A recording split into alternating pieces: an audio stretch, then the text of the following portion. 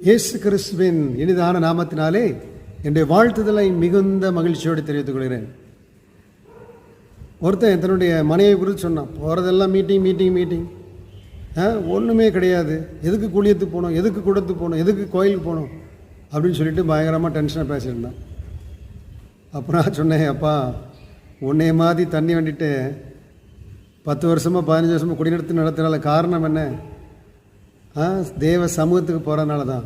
எங்கள் மீட்டிங்கை மாதிரி வர இடத்துல நாங்கள் பொறுமையாக இருங்க, விட்டு கொடுங்க, ஜெபம் பண்ணுங்க, கர்த்தர் அற்புதம் செய்வார் சொல்கிறதுனால காத்திருக்கிறாங்க. இல்லைன்னா உன்ன மாதிரி ஆள்கிட்டலாம் உனக்கே தெரியும், ஒரு வாரம் கூட எந்த பொண்ணும் கொடுத்து நடத்த முடியாதுன்னு சொல்லிட்டு. அதுக்கூட தான் அவன் யோசித்தான். ஆமாம், என்ன கரெக்ட் தான் அப்படின்னு அவனே சொன்னான். பரவாயில்ல, அவன் கொஞ்சம் உண்மையை ஒத்துக்கொள்கிறவனாக இருந்தான்.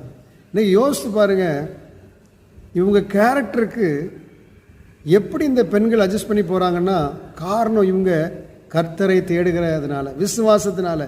எப்படியாவது கர்த்தர் என் கணவரை மாற்றி விடுவார் என்று சொல்லி. அதனால் தேவ சமூகத்துக்கு போகிறவங்கள தடை பண்ணாதீங்க, ஆண்டவருடைய சமூகத்துக்கு போகிற பிள்ளைங்கள தடுக்காதீங்க. அது உங்களுக்கு தான் ஆபத்தாக முடியும். நாளைக்கு டைவர்ஸ் அப்படின்னு வந்து நிற்கும். இவங்க கொஞ்சமாவது இந்த மீட்டிங்கில் வந்து ஜோமனி ஸ்ட்ரெஸ்லாம் ரிலீஸ் ஆகிறதுனால தான் உங்களை மாதிரி ஆட்களோட குடும்பம் நடத்துகிறாங்க. அதனால் யோசிக்கிடுங்க. ஆமாம், தேவ சமூகத்துக்கு தேவனுடைய சபைக்கு போகிறத தடை பண்ணாதீங்க. ஹல்லேலூயா. அப்போ தான் கொஞ்சமாவது உங்கள் வாழ்க்கை நல்லாயிருக்கும். ஆமென்.